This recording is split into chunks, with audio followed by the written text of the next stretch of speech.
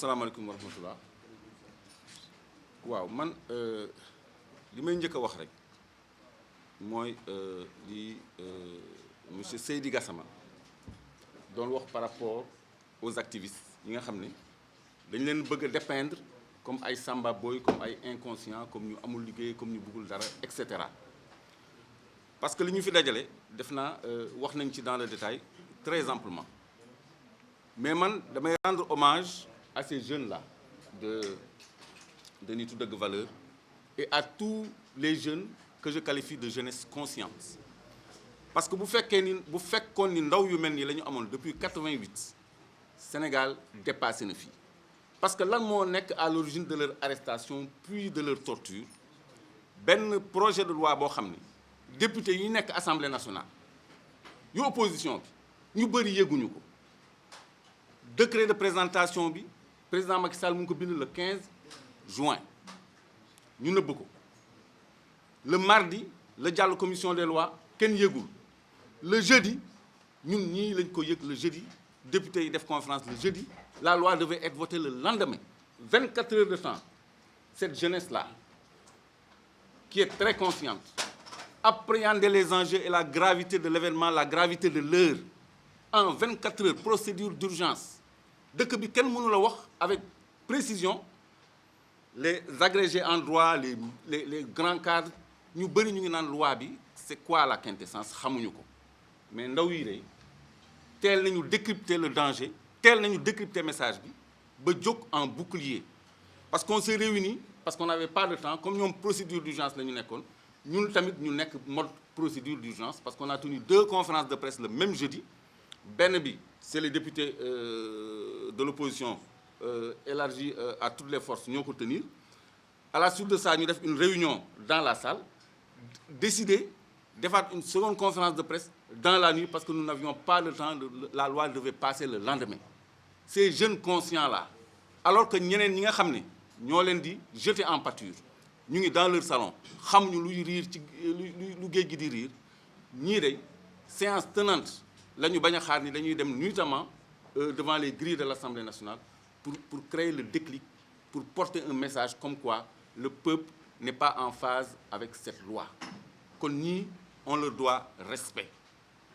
activisme c'est pas péjoratif ça doit pas être péjoratif ici c'est la pointe de lance de la jeunesse consciente parce que réactivité boobu musuñu ko am sax ci homme politique yi une loi entre jeudi et vendredi ñu jël toute disposition yoo xam ne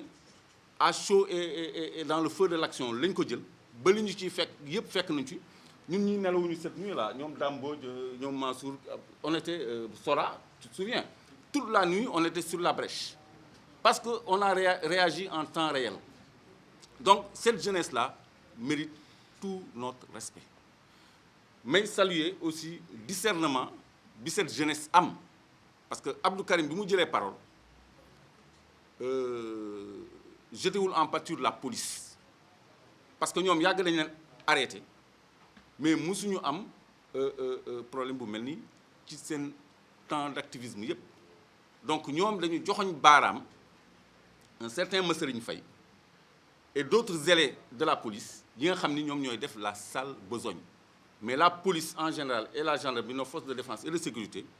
sont des nationalistes et c'est des gens généralement très bien formés kon lii ay exception la ay gangrène la yu nekk seen biir yoo xam ne dañ leen war a extirper en les sanctionnant de façon exemplaire mais malheureusement comme l'a dit Guy ces gens sont toujours couverts par le régime en place léegi nag ci lan la ñu warut a dem mooy ci li xale yi wax nit def lu ni fang yoon deful liggéeyam xale yi nee nañu bu yoon deful liggéeyam ñoom ñu jël seen responsabilité ki leen gaañ ñu jëflante ko ak moom parce que ñoom ak ñoom ñoo bokk dëkk bi donc loolu lu muy indi basculement ci violence parce que répression du intimider nit du intimider koo xam ni dafa am conviction da koy xabtal da koy xabtal voilà donc effet contraire bi lay jur te loolu c'est très très très lourd de danger rawatina nag ñu indi benn loi boo xam ne code pénal ak code de procédure pénale dañ ci légiférer ba pare coups et blessures volontaires toujours ñu àtte ci nit ñi ci terrorisme ci tribunaux yi pardon mënuñu ko assimiler à du terrorisme destruction de biens appartenant à l'État ou appartenant à autrui mais c'est dans le code pénal toujours ñu àtte ci nit loolu mënuñu ko aligner ci terrorisme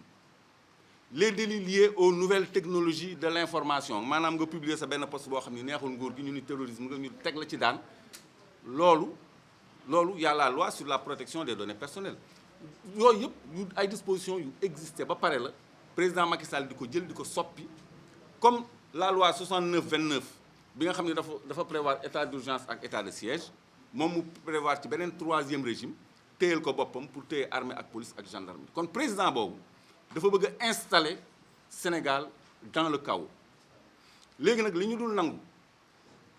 mooy ñu ñuy menacer yi mu ngi commencer ci président ñiy kàcc nekk seen gannaaw ordinateur parce que y a cette loi qui criminalise les délits sur les réseaux sociaux nañu dem ba ci kanam donc quand on a vu cette loi ci kanam boobu nekk te sorewul woon sax di menacer ni li fi amoon du fi amaat ça veut dire que defaru nañu on est plus fort c'est-à-dire moom ñun la war a jaamu ñun la war a liggéeyal mais ñun lay menacer léegi nag son porte-parole ci loolu un gars qui n'est ni ministre de l'Intérieur ni ministre de la Justice je veux nommer Mame Mbaye Niang à la suite du président moom mooy ñëw di ñu menacer li dal ñoom Abdou Karim il avait annoncé la couleur ce jour-là c'est-à-dire le vendredi matin ni ku fi manifester dina xam ku weer dina manifester ça moi personnellement je le prends comme une menace xaw ma yéen nu ngeen ko jëlee c'est une menace et ça vient de qui de celui ki nga xam ni moom moo recruter les nervis qu'on appelle les marrons du feu moom mi nga xam ni ku yëngu mu porter ko plainte je l'accuse publiquement moom ak Pape Gorgui Ndong d'être les sergents recruteurs de ce qu'on appelle les marrons du feu les nervis yi nga xam ne ñu ngi leen di gis guddeeg bëccëg ñuy agresser les populations ci seen àq ak seen yelleef di agresser même ay jigéen di dugg ci ay domicile quoique le domicile privé c'est sacré di génnee ay nit di leen arrêter dem nañu bay jël bay utiliser ay lacrymogènes ak ay FLG fusil lance-grenade te solo gu ñu tenu te ñu ngi leen bëgg a incorporer gendarmerie ak police ça a été à l'origine de grincement de dents au sommet du commandement coow laa ngi foofu ba léegi kon président Macky Sall fi mu jëm ak ñun xeex la wax nañu ko clairement leer na nañ Mame Mbaye Niang menacé nañu clairement man je dis publiquement ici en l'assumant les marrons du feu yi nga xam ni ñoom ñoo leen recruter ces nervis là bés bu ñu agresser les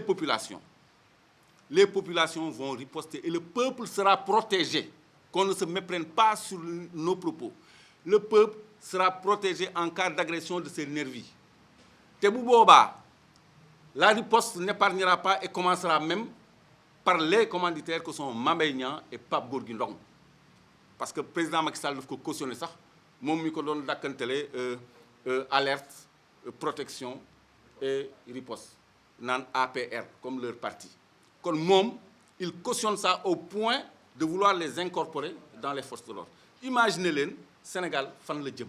un pays démocratique ñun ñii lan lañ doon kaas loi bi ñu retiré ko parce que c'est liberticide daf ñuy atteindre suñu liberté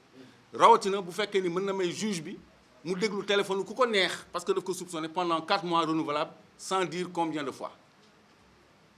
ñun mën nañu am accès suñu galerie suñu messagerie suñu mail suñu Facebook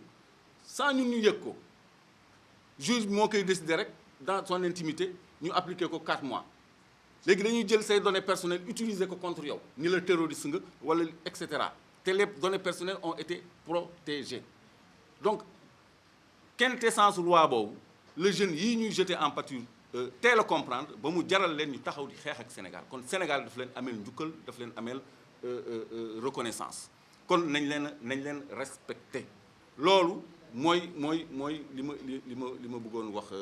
très rapidement ci cas bi ñu indi fii Guy fàtte na ni bi ñu nekkee au commissariat Guy oui ki amoon loxo bi là qu'est-ce qu'il avait au bras dañ ko doon fëggal guddi gi ci dormé dafa am koo xam ni dañu damm loxo bi fii 4 heures du matin lañ ko doog a évacuer hôpital xaw ma 5 heures du matin. Il restait 15 heures de temps. Oui, toute la journée muy yooxu foofu te ku góor yàlla la mais douleur c'était intenable donc violence policière yooyu day am tout le temps parce que loolu moo ñu dajale fii mais bu fekkee ne lu ñu institutionnalisé la dafay lourd de danger te man li may wax xam naa ko loi sur le terrorisme c'est déjà prévu yàgg na am na li ñuy beesal ni yëpp lu am la woon ba pare bu fekkee ni dañu bëgg a lancer le message aux Sénégalais comme quoi yéen ñu ngi leen di tëkku ku manifester di nga xam ñu commencé indi violence policière ci kaw ay manifestants yoo xam ne dañu leen crier sur le volet parce que Abdou Karim bi ko collègue am yi protégé des coups parce que dafa feebar et puis mais Sénégal yëpp xam nañu Abdou Karim il a subi plusieurs opérations il a été évacué en Allemagne loolu ça a fait on en a fait chou gras dans la presse ñëpp xam nañ ko donc police nga xam ni c'est le cœur du renseignement xam na ko naka nga mën a exercer violence ci kooku donc ñi ko doon protéger ba tëdd ci kawam ba ñoom seen supplice bi jeex bi ñu jógee ñu laaj ko turam ñu comprendre ni qu'il avait échappé à ses coups et blessures ces coups et blessures volontaires bu ñu xam ni léegi dañ ko assimiler à du terrorisme kon ñan ñooy terroristes yi terroristes yi mooy ñi nga xam ni dañuy jël ay ndaw di leen wàccee ci kaw nit ñi ñuy dal seen kaw boo gisee ma jël sama responsabilité à l'endroit de Mame Mbaye Niang et de Pape Gorgui Ndong parce que procureur mu ngi gis ministre de la justice mu ngi gis gendarmerie police mu ngi gis tout le monde voit les nervis ils sont identifiés ñu ngi publier seen ay identité kon bu leen ci dara fekkul c'est à nous de nous organiser pour ne pas subir les préjudices de cet ordre de malfaiteurs yi nga xam ne dañu am la caution de l'État ñu tenir gendarmerie ak police en respect ba mënuñu mais on a vu même ci couvre-feu yi ñuy def ay checkpoint di vérifier nit ñi circuler di yore ay yet di dóoraate ñooñu boo leen solo les tenues jox leen ay véhicules blindés jox leen armes mais on est fini donc président Macky Sall il cherche à semer le chaos dans ce pays parce que il veut se maintenir illégalement au pouvoir et il ne peut le faire autrement que par la force et par la violence kon Sénégalaises et Sénégalais tenons-nous prêts à la résistance parce que suñu kaw la ñu jëm et on nous l'indique clairement Mame Mbaye Niang nous a menacés le président nous a menacés et les violences ont commencé wasalaam